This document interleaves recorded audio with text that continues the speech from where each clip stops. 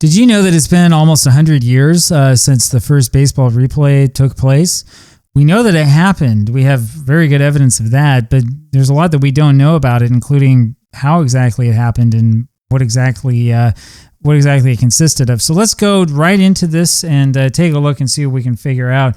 The first replay ever appeared not in a copy of the APBA journal or in some other sports tabletop gaming publication.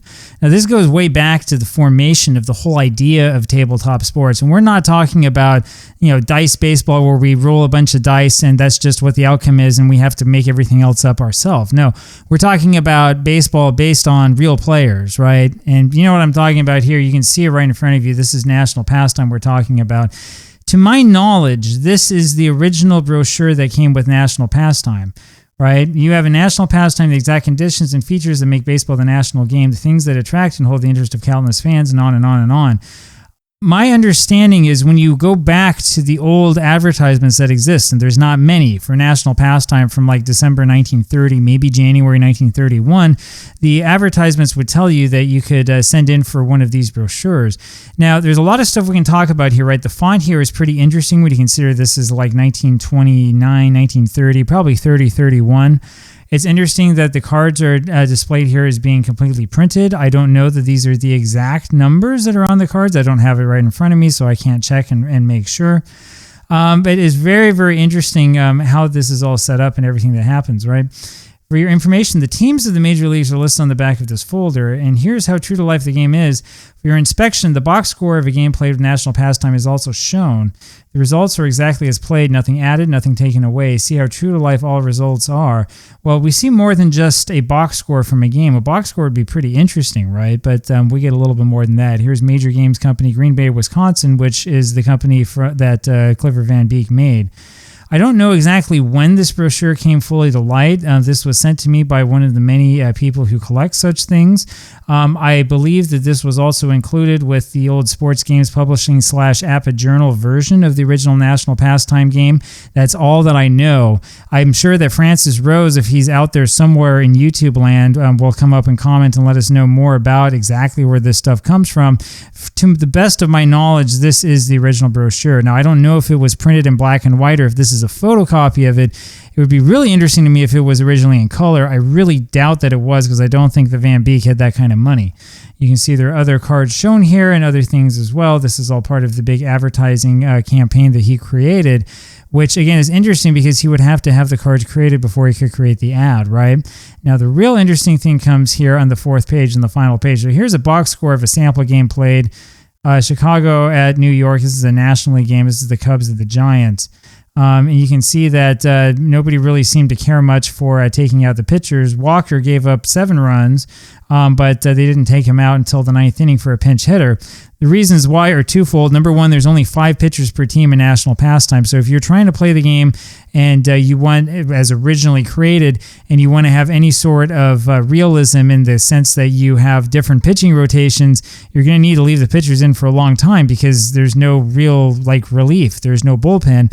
And number two, of course, is that nothing distinguishes the pitchers at all. Right? So if your pitcher's getting shelled, taking him out does nothing, right? Because it all depends upon the batter's card, right? Interesting things that you can see here, of course, if you want to look closer at the box score, but that's not what we're interested in. This is what we're interested in. The standings of both leagues shown here are the result of playing National Pastime, not the actual team standings in the leagues themselves. This is a replay of what I believe is the 1930 season.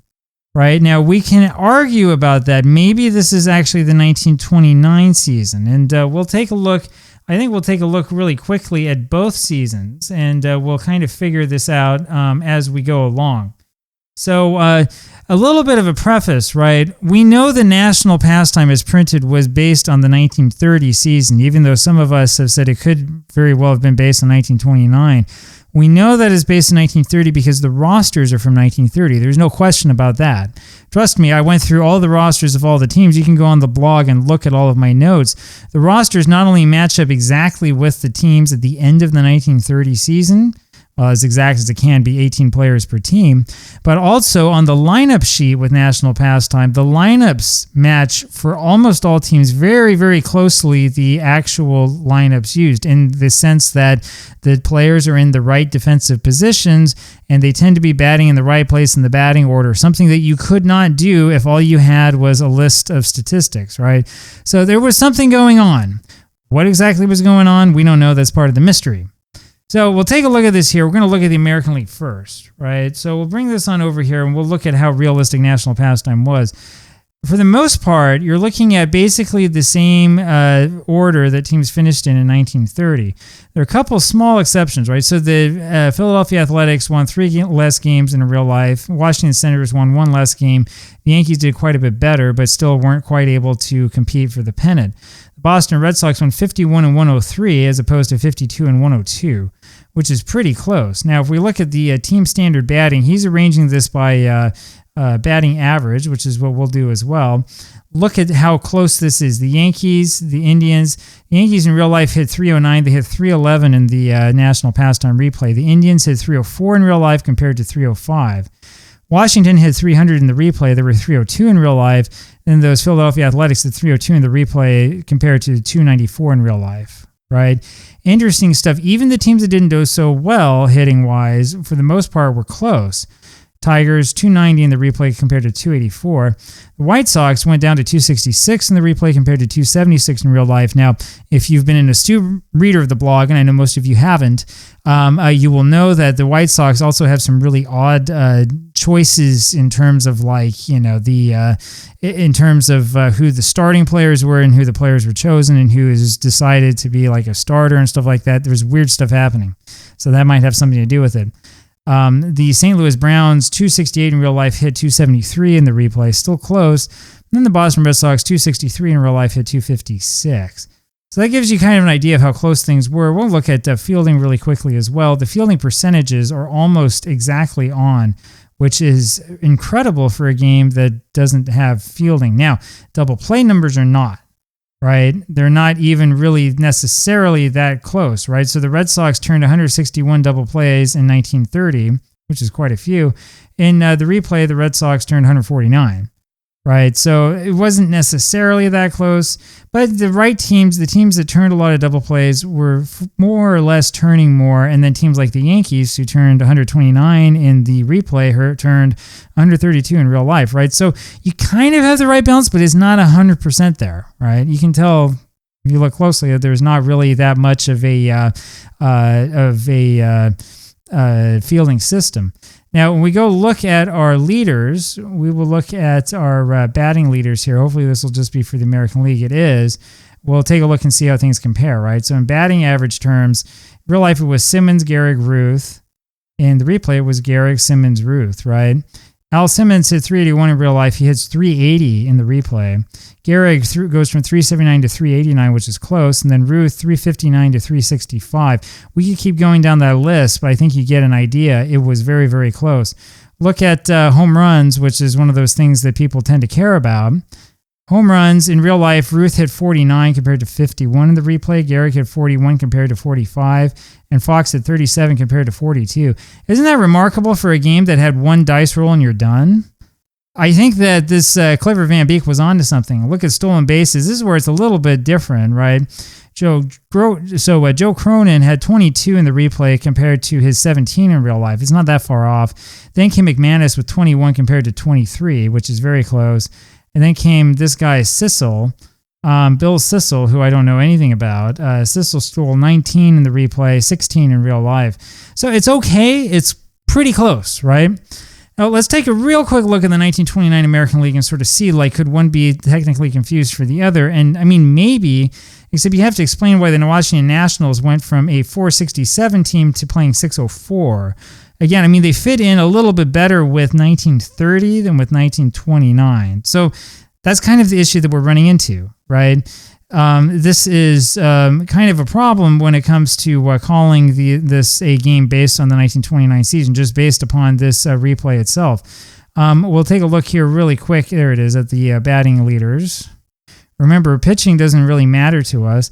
And see, if we look at the batting leaders, this is where we would start having problems because it was this Lou Fonseca, doesn't show up here anywhere, right? Simmons is there, but what happened? Well, Manouche is there in Washington, right? What happened to Tony Lazzeri? He's not on the list, right? You start seeing that there are problems and there are things that make you think it's probably not based on this season, right? Let's look at 1930 really quickly. So the Cubs won the pennant in the replay. That's one of those clues that we have that tells us that this wasn't a case of Clifford Van Beek just saying, I'm going to use mostly real life box scores and just play a couple of games.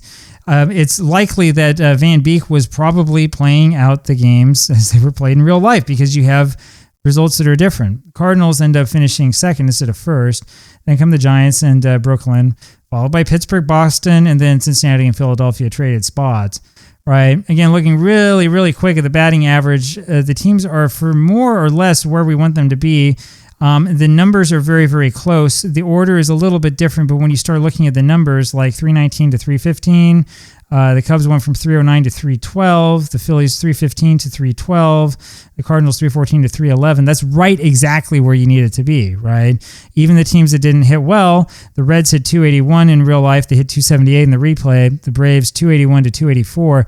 Again, there's very, very good evidence here that this was based on the 1930 season and also that this was an actual replay and that this wasn't just Clifford Van Beek sort of like slapping something together to make it look impressive.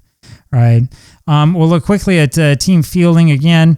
Fielding percentages, as was the case in the American League and the National League, are very, very close with the teams lining up pretty much where they need to be. The Giants did a little bit worse in the replay. They were off by 3 points, right? Which is maybe one error, right? I mean, it's just about the same. And by the way, as a side point, I'm very impressed that Clifford Van Beek went through and calculated fielding percentage for all these teams. He must have really, really had some detail in his box scores. We'll look at home runs here as our advertisement pops up. In home runs, Hack Wilson had 56 in real life, wound up with 48 in the replay. All of you who are saying, the guy had a season that was an outlier and stuff are probably applauding that, right? Because he didn't get close to 60.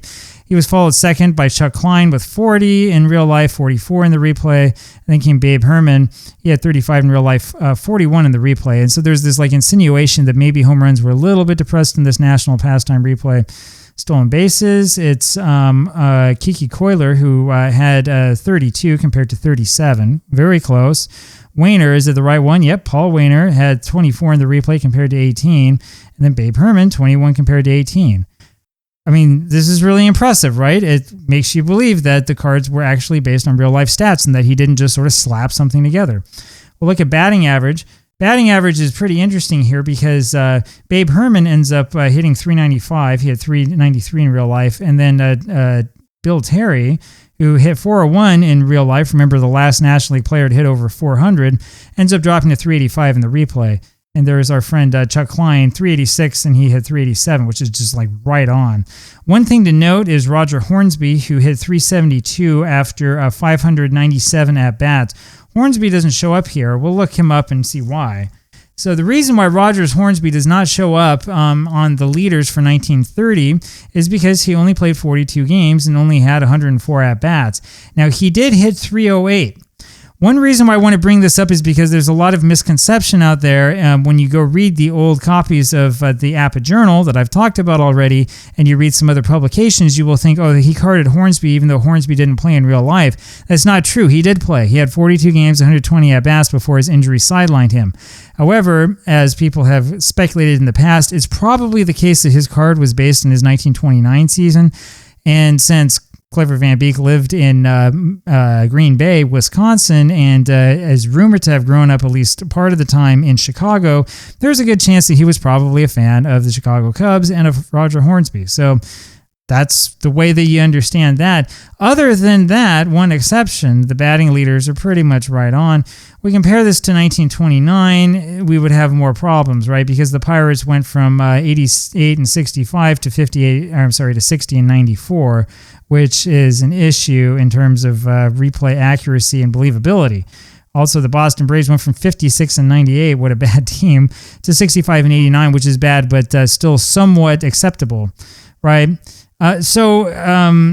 That's sort of the thing that we're coming into here, right? It's pretty clear that this is based or meant to be based on the 1930 season. Now, there's a problem here. Those of you who have been watching this channel for a while probably already know what the problem is, but I know that not all of you have. So I'm going to take a second here and see if I can pull this up on the fly while my dog barks at some dog outside, and see if I can show you the reason why we have this problem. The problem stems from when National Pastime was originally advertised, and this is something that nobody really bothered to check up on or look at until we discovered it ourselves. So I have it open here right now. This is, let me change this view here. This is the sporting news from December 11th, 1930. Remember that date. It's not 1931, it's 1930. December 11th, 1930. Here's manager Shane O'Collins, who was famous for not being one of the sellout Black Sox, if you remember that. And that's another long story.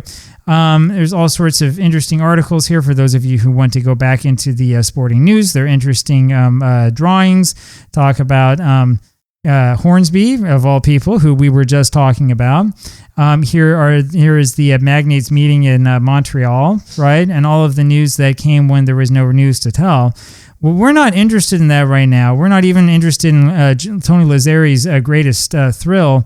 We're not interested that a fan of Salt Lake City is the person who called him Push 'em Up Tony.